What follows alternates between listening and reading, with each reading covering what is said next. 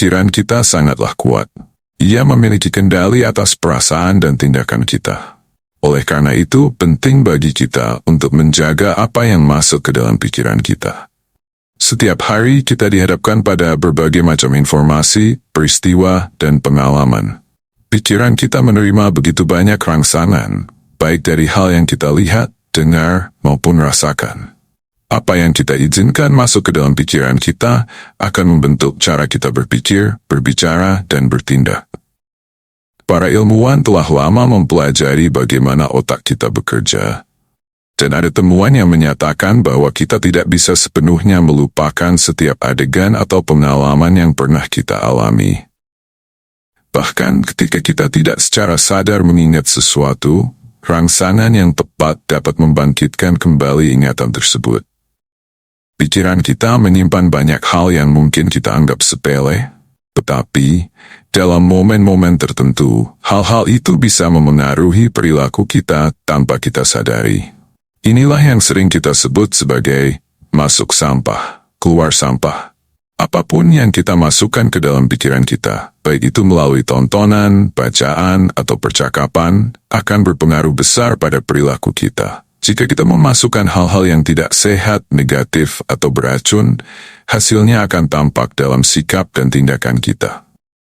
Sebaliknya, jika kita memenuhi pikiran kita dengan hal-hal yang baik, benar, dan suci, maka buahnya juga akan terlihat dalam hidup kita. Firman Tuhan memberikan nasihat yang sangat jelas tentang hal ini. Dalam Amsal 15 ayat 14 berkata, "Hati orang berpengertian mencari pengetahuan, tetapi mulut orang bebal sibuk dengan kebodohan." Ini mendorong kita untuk selalu mencari pengetahuan dan kebijaksanaan, terutama melalui firman Tuhan. Hati yang berpengertian adalah hati yang terus berusaha untuk memahami dan melakukan kehendak Tuhan. Selain itu, dalam Filipi 4 ayat 8 Rasul Paulus menasihati kita.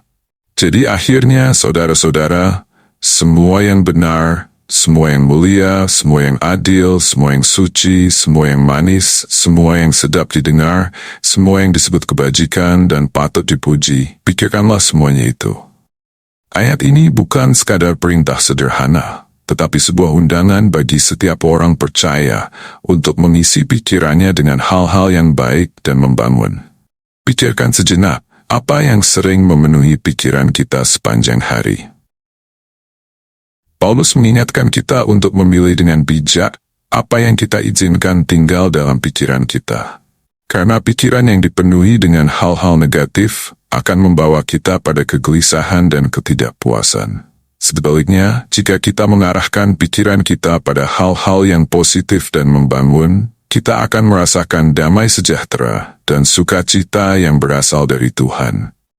Inilah sebabnya Paulus tidak hanya sekadar menyuruh kita untuk berpikir positif, tetapi mengarahkan kita untuk memikirkan hal-hal yang benar, mulia, adil, dan suci. Hal-hal yang sesuai dengan karakter Tuhan. Dengan melakukan ini, kita tidak hanya menjaga pikiran kita tetap bersih, tetapi juga membentuk pola pikir yang memampukan kita untuk hidup lebih dekat dengan Tuhan dan berjalan dalam kehendaknya setiap hari. Ini adalah sebuah disiplin rohani yang membawa kita pada keserupaan dengan Kristus. Oleh karena itu, mari kita berusaha setiap hari untuk merenungkan firman Tuhan, mengisi pikiran kita dengan hal-hal yang baik, dan menjauhkan diri dari segala sesuatu yang bisa menodai pikiran kita. Ketika kita melakukannya, kita akan menemukan bahwa damai sejahtera Allah yang melampaui segala akal akan memelihara hati dan pikiranmu dalam Kristus Yesus. Filipi 4 ayat 7. Shalom saudara-saudari terkasih dalam Kristus, kembali lagi bersama saya dalam renungan pagi hari ini. Sebelum kita melanjutkan untuk merenungkan firman Tuhan yang akan memberikan kekuatan bagi jiwa kita, jangan lupa untuk like, subscribe, dan tinggalkan komentar agar kita bisa terus bersama-sama bertumbuh dalam iman dan pengetahuan akan Tuhan. Pernahkah Anda merasa bahwa pikiran Anda dibanjiri dengan hal-hal yang tidak baik, atau mungkin Anda sering tergoda untuk melakukan hal-hal yang bertentangan dengan keimanan rohani Anda? Kita semua pasti pernah merasakan hal yang sama. Pikiran kita adalah medan peperangan, dan seringkali iblis menggunakan pikiran kita sebagai pintu masuk untuk menggoda dan menjauhkan kita dari kebenaran Tuhan. Tapi sebelum kita mendengarkan firman Tuhan hari ini, mari kita terlebih dahulu mempersiapkan hati kita dan memohon bimbingan Roh Kudus dalam doa. Mari kita berdoa. Bapa kami yang di surga, kami bersyukur dapat berkumpul di hadapan-Mu pada hari ini untuk merenungkan firman-Mu. Kami mohon bukalah hati dan pikiran kami agar kami dapat menerima firman-Mu dengan penuh kerendahan hati. Tolonglah kami untuk mengerti dan memahami apa yang ingin Engkau sampaikan kepada kami melalui renungan ini.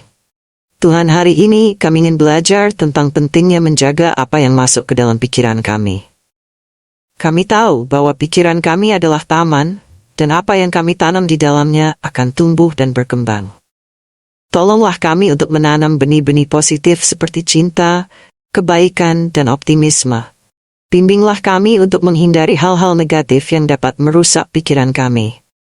Berikanlah kami kekuatan untuk selalu memilih apa yang benar dan baik di hadapan-Mu. Kami serahkan seluruh renungan pagi ini ke dalam tangan-Mu. Kiranya nama-Mu dimuliakan melalui setiap kata yang kami dengar dan renungkan. Dalam nama Tuhan Yesus Kristus, kami berdoa. Amin. Saudara-saudari terkasih dalam Kristus, Roma 12 ayat 2, juga memberi kita arahan yang jelas. Janganlah kamu menjadi serupa dengan dunia ini, tetapi berubahlah oleh pembaharuan budimu, sehingga kamu dapat membedakan manakah kehendak Allah, apa yang baik, yang berkenan kepada Allah, dan yang sempurna. Firman Tuhan mengundang kita untuk memperbarui pikiran kita setiap hari, agar kita dapat mengetahui dan hidup sesuai dengan kehendak Tuhan. Bukan menurut pola dunia yang seringkali membawa kita pada hal-hal yang tidak membangun. Selanjutnya, dalam Kolose 3 ayat 2, kita diberi peringatan. Pikirkanlah perkara yang di atas, bukan yang di bumi. Pikiran kita harus terus diarahkan kepada hal-hal yang rohani dan kekal, bukan hanya pada hal-hal duniawi yang sementara. Dengan fokus pada perkara yang di atas, kita dapat hidup dengan perspektif yang lebih luas, memahami bahwa hidup kita adalah untuk memuliakan Tuhan dalam segala hal. Terakhir, Yesaya 20 ayat 3 memberikan janji bagi mereka yang menjaga pikiran mereka tetap tertuju kepada Tuhan. Yang hatinya teguh kau jagai dengan damai sejahtera, sebab kepadamulah ia percaya. Ketika kita percaya dan bergantung sepenuhnya kepada Tuhan, Dia akan menjaga hati dan pikiran kita dalam damai sejahteranya yang sempurna. Kiranya ayat-ayat ini membantu kita untuk terus merenungkan firman Tuhan dan menjaga pikiran kita tetap tertuju pada hal-hal yang benar, mulia, dan suci. Dengan demikian, kita dapat hidup dalam kebenaran dan damai sejahtera Tuhan setiap hari. Mari kita berdoa. Ya Bapa yang penuh kasih, kami datang ke hadapan-Mu dengan hati yang penuh syukur atas firman yang Kau berikan kepada kami pagi ini. Terima kasih Tuhan, karena melalui firman-Mu, Engkau telah mengingatkan kami betapa pentingnya menjaga pikiran dan hati kami tetap tertuju kepadamu. Kami sadar, Tuhan, bahwa di dunia ini banyak hal yang bisa menggoyahkan iman kami. Banyak godaan yang bisa merusak pikiran kami, tetapi kami percaya bahwa Engkau selalu setia menuntun dan menjaga kami. Kami memohon ya Tuhan, agar firman-Mu yang telah kami dengar hari ini tertanam dalam hati kami. Biarlah itu menjadi kekuatan dan pelita yang menerangi jalan hidup kami. Tolong kami untuk terus mengingat kebenaran-Mu, untuk menjauhkan diri dari hal-hal yang tidak membangun, dan untuk selalu memilih apa yang benar, mulia, adil, dan suci dalam setiap keputusan yang kami ambil. Biarlah hidup kami menjadi kesaksian bagi orang-orang di sekitar kami, sehingga melalui pikiran, perkataan, dan perbuatan kami, nama-Mu dipermuliakan. Lindungi kami dari segala godaan dan jebakan yang bisa menjauhkan kami dari-Mu. Tuhan, kami juga berdoa untuk keluarga, teman, dan saudara-saudari seiman yang mungkin sedang bergumul dengan pikiran negatif, ketakutan, atau kecemasan. Kiranya Engkau menjamah hati mereka, memberikan damai sejahtera yang melampaui segala akal, dan memulihkan setiap bagian kehidupan mereka yang terluka.